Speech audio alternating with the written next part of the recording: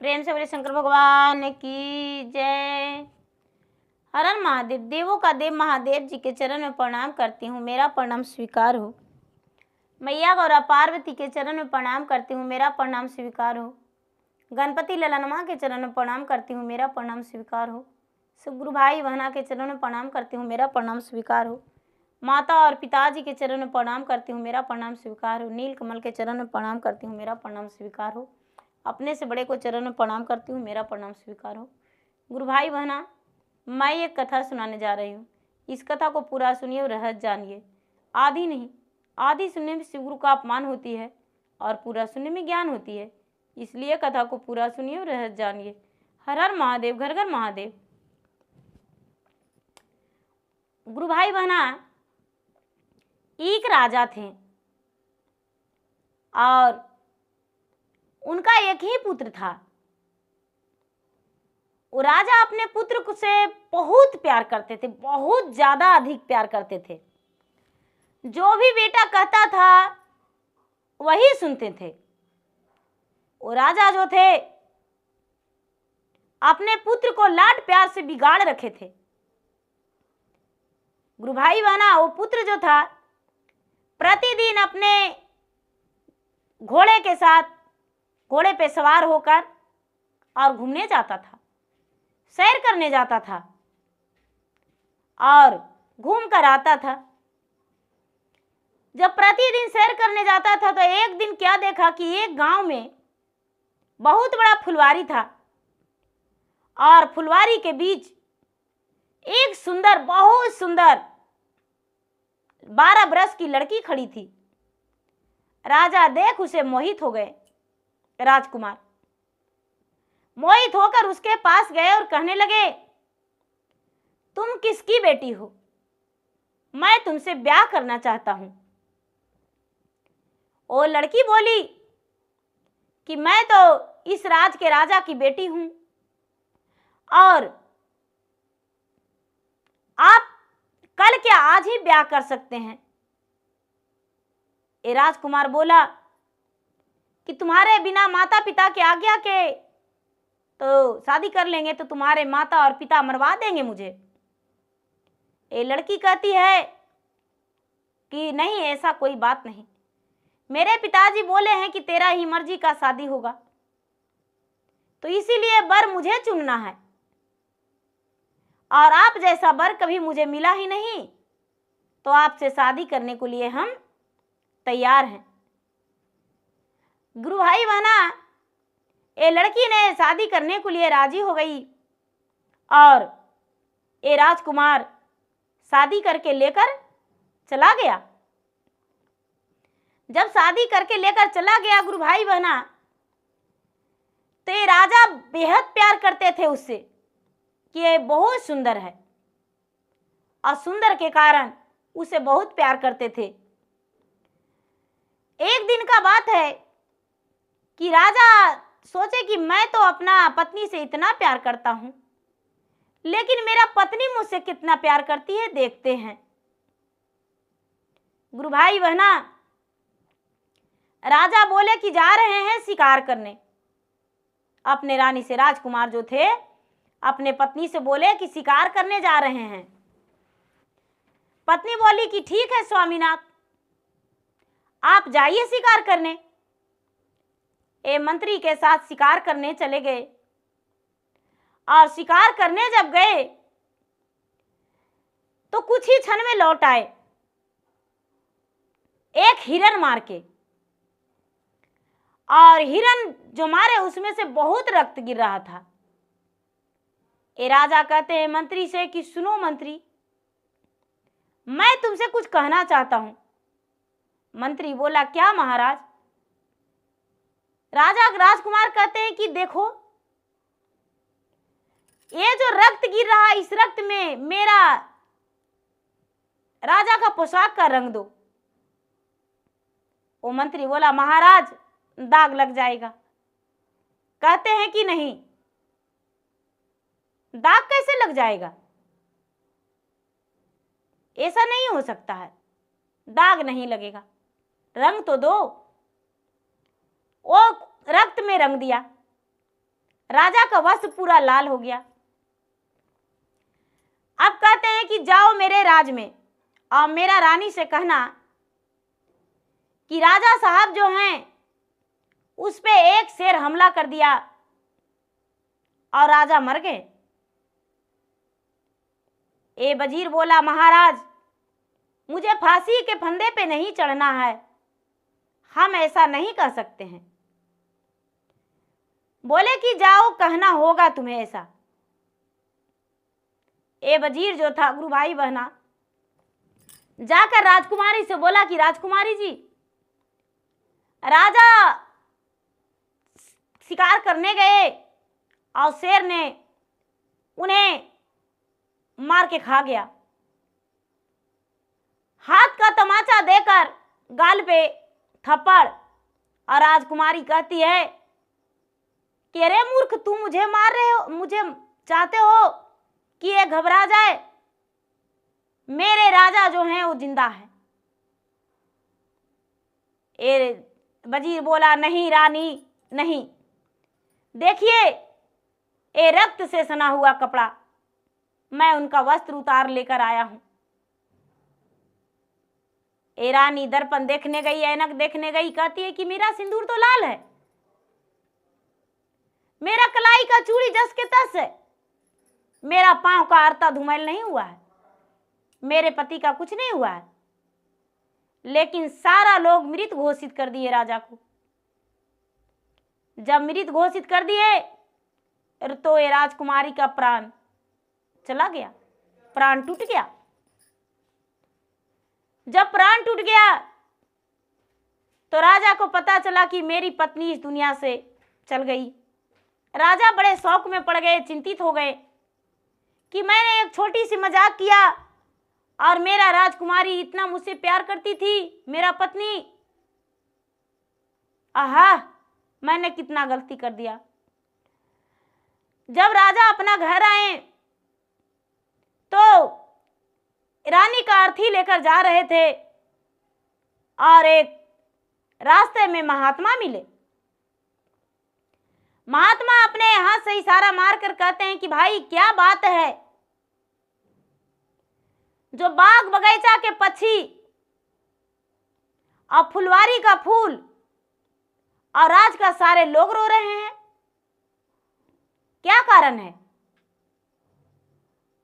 गुरु भाई बहना, राजा कहते हैं कि हे साधु महात्मा, इस राजमहल के बहू इस दुनिया से चल गई थोड़ी सी मजाक के कारण, इसीलिए सारा लोग रो रहे हैं। वो कहते हैं कि सुनो, इसे तो हम जिया देंगे, ये जी जाएगी। कहते हैं कि जी जाएगी तो हाँ, मेरे सामने रखो। बाबा एक झोली से जड़ी निकाले और उसके नाक में वो जड़ी को ठूस दिए और मुंह में थोड़ा चूर कर उसका रस को पिला दिए। वो लड़की उठकर बैठ गई, कहने लगी, बाबा काचे नींद हमें जगा दिए। बाबा कहते हैं, बेटी काचे नींद तुम्हारा दुश्मन सोएगा, अब तुम अपना घर जाओ। ये राजा जो थे बहुत इनाम दिए साधु को। साधु इनाम लेकर लौट आया और राजा अपने राजमहल चले गए। गुरु भाई बहना, अब तो उनका राजमहल से एक एक दासी और एक एक नौकर, एक दिन में एक दासी या एक नौकर या एक घोड़ा या एक हाथी रोज घट जा रहा था। जब रोज घट जा रहा था तो राजा जो थे, राजकुमार के पिता, वो अपने पुत्र से कहने लगे कि बेटा क्या कारण है जो इस घर में नौकरानी थी, नौकरानी एक रोज घट जाती है, बिना छुट्टी के कहाँ चली जाती है? कहते हैं पिताजी ये तो पता नहीं कहाँ चली जाती है, समझ में नहीं आता है। एक दिन घुड़सवार में घोड़ा, जब जिस घोड़ा से राजा घूमते थे वो घोड़ा को लाने गए तो देखते हैं वो घोड़ा नहीं है। जो घुड़सवार में जो नौकर रहता था उससे कहा गया कि सुनो, इतना घोड़ा था, घोड़ा कम क्यों पड़ रहा है, कहाँ चला जाता है घोड़ा? बोला कि महाराज, आप यदि मुझे दंड नहीं देने को लिए कहें तो मैं आपका बताऊं। कहते हैं कि क्या? तो जो राजकुमारी जी हैं, जो राजमहल की बहू हैं, वो रात के वो सुंदर रानी नहीं रहते हैं, भच्छ रानी रहते हैं। राजा कहते हैं भच्छ रानी क्या होता है? तो हाँ महाराज, वो भच्छ रानी रहते हैं। राजा सौंकने लगे, कहते हैं महाराज, घोड़े सवार में आते हैं और बहुत बड़ा मुंह खोलते हैं और घोड़ा को अचानक निगल जाते हैं और निगल को पूरा घोलटाते हैं जमीन पे, और घोलटाते घोलटाते फिर से वो सुंदर नारी बन जाते हैं। उसके बाद कच्छ में चले जाते हैं। ये जो राजा थे वो कहने लगे ऐसा? तो हाँ। बोले कि ठीक है, आज तुम्हें घोड़े सवार में तू नहीं रहना, हम रहेंगे।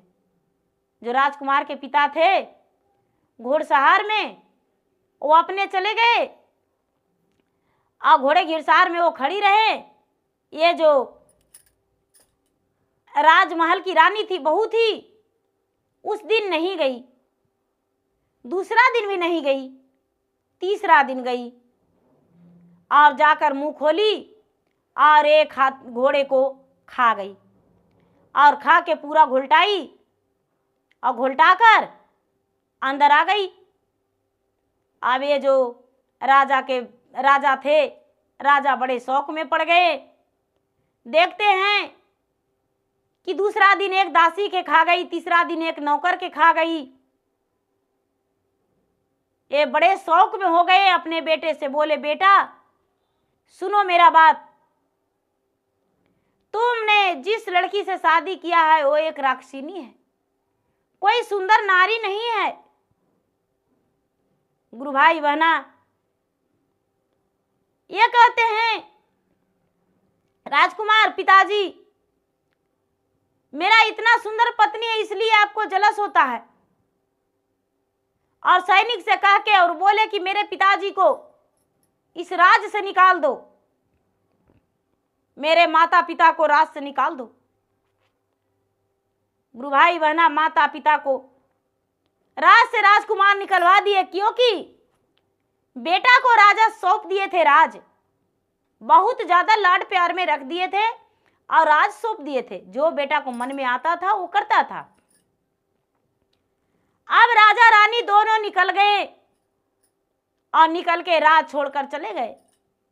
दूसरा राज में जाकर और एक माली के फुलवारी में माली के फूल तोड़ते थे और फूल गुथते थे, और माली के एक नौकर बन के राजा रानी दोनों रहने लगे माली के घर। अब गुरु भाई बना, धीरे धीरे धीरे धीरे धीरे महल के सारा घोड़ा, हाथी, दाई दासी खत्म हो गया। दाई दासी खत्म हो गया। अब ये रानी सोचती है कि अब तो एक राजा ही बचा है और एक वजीर, अब तो इसको खा जाएंगे। लेकिन वजीर बड़ा शौके रहता था, बहुत शौक रहता था।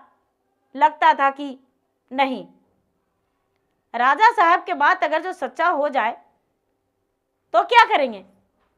अब ये जो राक्षसिनी थी, रात को राक्षसिनी बन गई और वजीर के बिस्तर पे जाके, और जैसा ही मुंह खोली, वजीर का आधेरा सोता था, अपना तेगा उसका मुंह में डाल दिया, अपना तेगा मुंह में डाल दिया। अब तो इस पूरा राक्षसिनी के रूप में चिल्लाने लगी, दौड़ने लगी। जब दौड़ने लगी तो राजा को जगाया दे वजीर, हे राजकुमार उठिए, देखिए क्या है।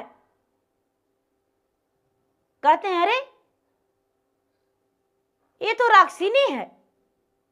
कहते हैं कि हाँ महाराज, आपको पिता बोले तो अपने पिता को त्याग कर दिए, सारा नौकर घर का खत्म हो गया, सारा दाई दासी खत्म हो गई, सारा घोड़े हाथी खत्म हो गया, आप हम एक रानी बची है, फिर भी आपका यकीन नहीं। ले लीजिए, देख लीजिए। गुरु भाई बहना, अब ये राजा कहने लगे कि बताओ तुमने ऐसा क्यों किया, सुंदर नारी का रूप धारण करके मेरा घर में प्रवेश कर गई और मेरा पूरा संसार को भस्म कर दी। और राक्षिनी कहती है कि सुनो राजन, मैं तुम्हें बताता हूं, पिछला जन्म की याद करो, मेरे साथ तूने क्या किया था। गुरु भाई बहना, राजा कहते हैं पूर्व जन्म का याद मैं कैसे करूं। और राक्षिनी कहती है कि चलो मेरे साथ, हम तुम्हें दिखाते हैं। राक्षिनी राजा को कान पकड़ लिया और कान पकड़ के और लेकर चला गया। कहाँ? इंद्रलोक, स्वर्गलोक। और स्वर्गलोक ले जाकर दिखाने लगा कि देखो, पिछला जन्म के ये मेरे पति हैं, ये मेरे बच्चे हैं, और जो स्वर्ग सिधारे हैं वो तुम्हारे माता पिता हैं, तुम्हारे माता पिता निर्दोष हैं।